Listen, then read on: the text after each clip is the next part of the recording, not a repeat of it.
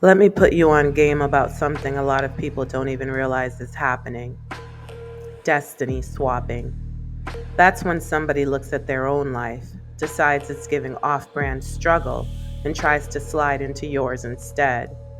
Your blessings, your opportunities, your shine, they want it all. Meanwhile, you're left juggling their chaos, their bad karma, their unfinished homework from the universe. It's like trading a winning lottery ticket for a bag of expired coupons. And here's the part people miss: destiny swapping doesn't target the mediocre. If you weren't carrying something valuable, nobody would bother. But when you've been chosen, when your path actually holds weight, you become a walking temptation for the envious. But what they never account for is the grind behind your glow. You didn't just wake up favored, you bled for it. You fell, you got back up. You took the hits and still didn't fold. The divine stamped your name on that destiny because you proved you could carry it. Somebody else might try to swap with you, but baby, they don't have the stamina for your storyline. And how do you realize it's happening? Sometimes it doesn't hit you in the physical first. Sometimes it's those random intuitive nudges, the gut feeling that someone's watching you a little too close, the sudden downloads that make you side eye a friend who swears they've got your back, or even the chills you get when someone mentions your name and it doesn't sit right in your spirit. That's your higher self. Trust it. Because here's the truth: your destiny is written for you. Handing it over to someone else is like letting the understudy play the role you spent years preparing for. Sure, they might mimic the lines, but the performance, the depth, the impact, that only comes from the original. And that's you. Now, here's where it gets messy, because destiny swapping comes in two flavors of foolishness. Physical destiny swapping. That's the bargain bin version. Easy to spot. It's the person trying to live your life like it's a yard sale, grabbing your wins, mimicking your moves, and acting like they invented the blueprint you wrote in blood, sweat, and late nights. You're out here composing the symphony, and they're lip syncing the chorus like they deserve the standing ovation. Please. But spiritual destiny swapping? Oh, that's the deluxe scam package. That's when folks start dabbling in manipulation, energy meddling, even hiring their little discount sorcerers for hire to do their dirty work. The gag? You don't always see it at first. By the time it leaks into the physical, the smoke's already in the kitchen and your blessings are halfway down somebody else's plate. But here's the thing: your spirit always knows before your eyes catch on. Those random intuitive downloads, that gut punch when someone smiles but it doesn't reach their eyes, the sudden thought that comes out of nowhere, telling you to watch that friend a little closer. That's not paranoia, baby. That's your higher self sliding you notifications, bold and underlined. So don't brush it off, because ignoring those nudges is like ignoring a weather alert. You'll be the one standing outside in the storm, shocked that you got drenched.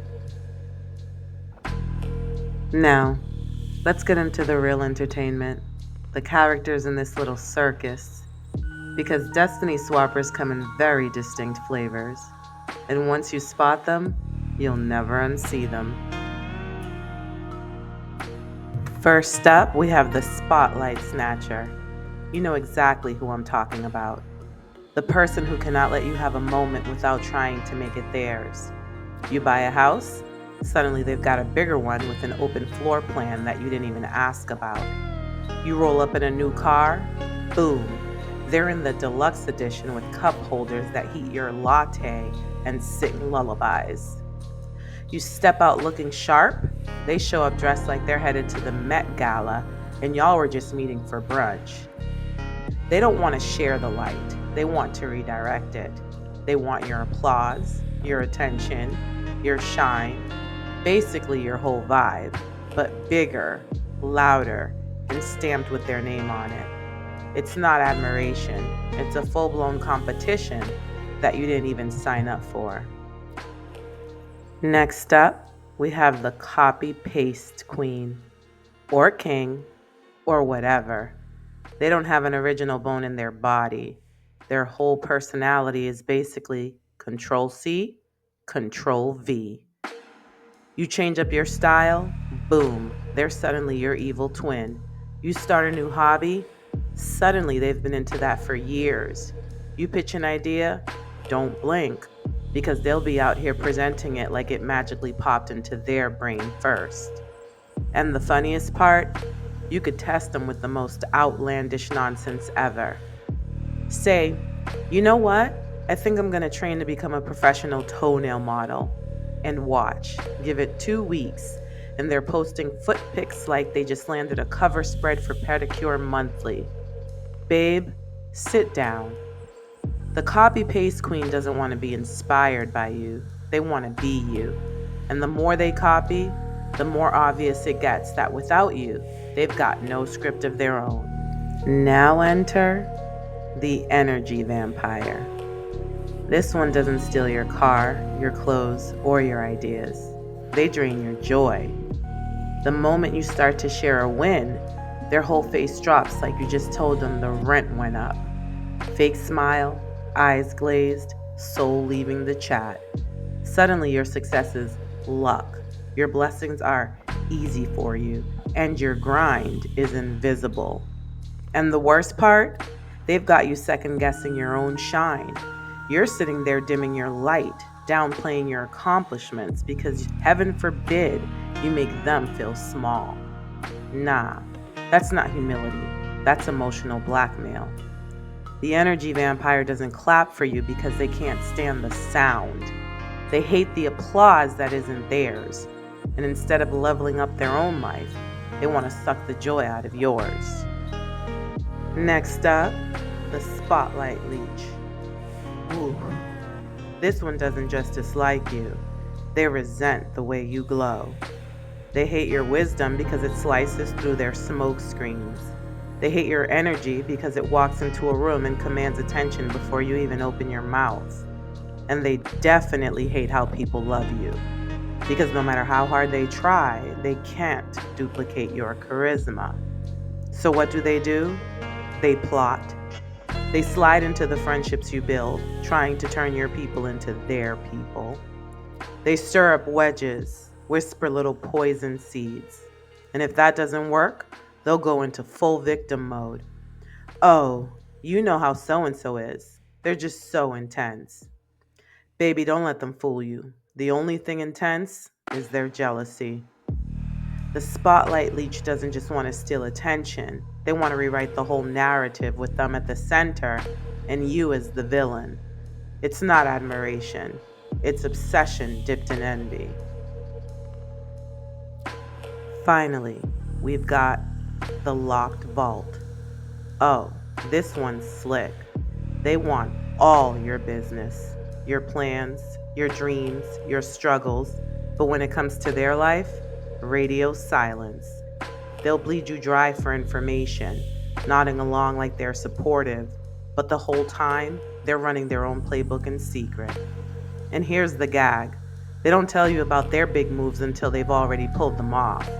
Remember that friend who knew you were buying a house, then popped up with keys to a bigger one without ever mentioning they were even looking?